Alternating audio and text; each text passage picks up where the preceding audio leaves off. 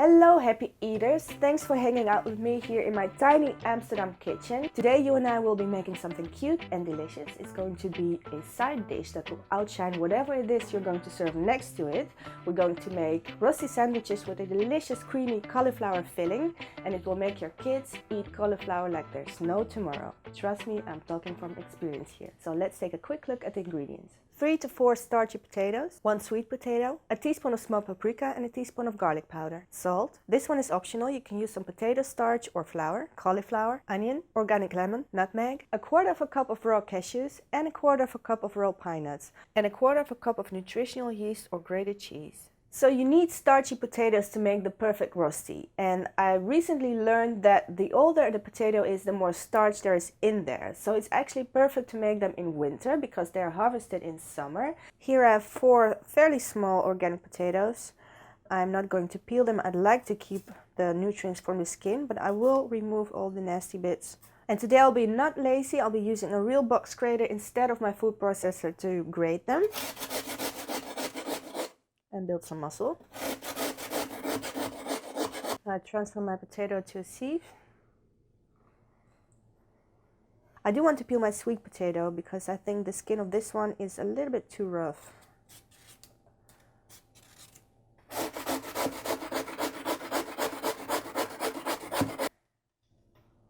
Add these to the sieve as well. This is a very important step. Now you need to thoroughly squeeze all of the water from the potatoes. Otherwise you will never get a crunchy rosti. Now I add about half a teaspoon of salt to this, and it will help to extract the liquid from the potatoes. My potatoes are nice and dry now, so I transfer them to a clean bowl. To that I'm adding a teaspoon of smoked paprika and a teaspoon of garlic powder. And this does not belong in the original recipe, but I'm adding 2 tablespoons of chickpea flour. And you can add a little bit of potato starch or just leave it out. But I just find it helps to bind the potatoes a little bit and it makes the result more crunchy. So of course we will be pan frying the rosti, but I only have 1 skillet because I'm such a minimalist. And you're probably looking at the mess behind me and thinking, doesn't look minimalistic to me, but I promise you that's the mess of my kids, and I lost that battle months and months ago. So now I'm peacefully cutting my onion.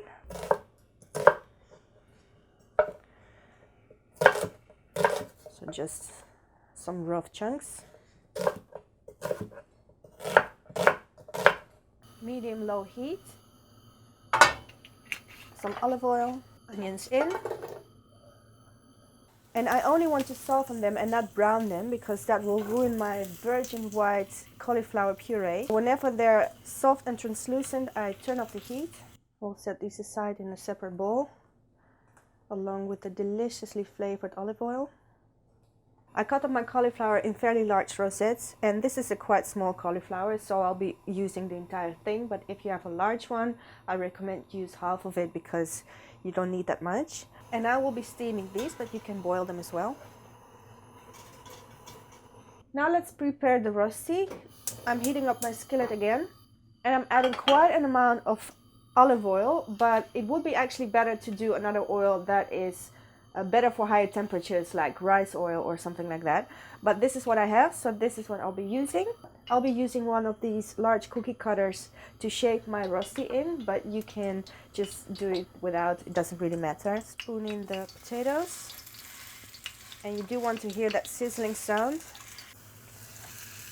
I'm able to fit 4 in the skillet. Very important to not make the rosti too thick. You want it crunchy and not soggy in the middle.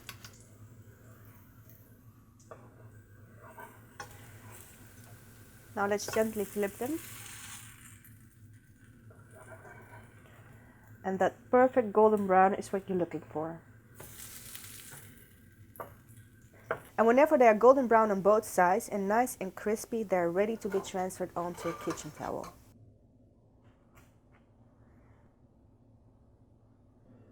When your cauliflower falls apart and it's really soft, then it's ready. To make the cauliflower cream, you will be needing a good food processor. I'll be using my blender. In goes my steamed cauliflower.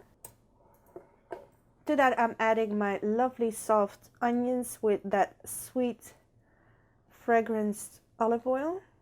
Next, cashew nuts and pine nuts. You can use only cashew nuts because these are bloody damn expensive, but they do add that extra flavor, so I'm using both.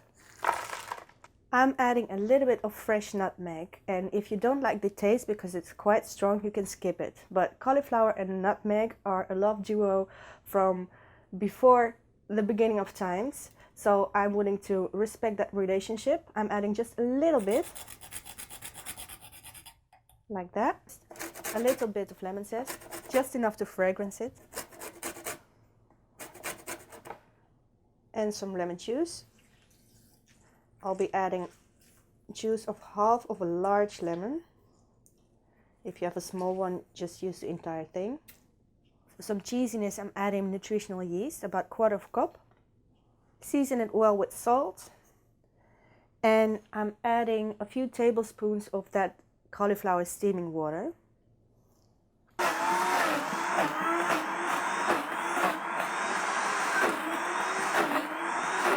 So it's really important that you don't add too much water because you want like a cream cheese consistency. You don't want it to be too runny.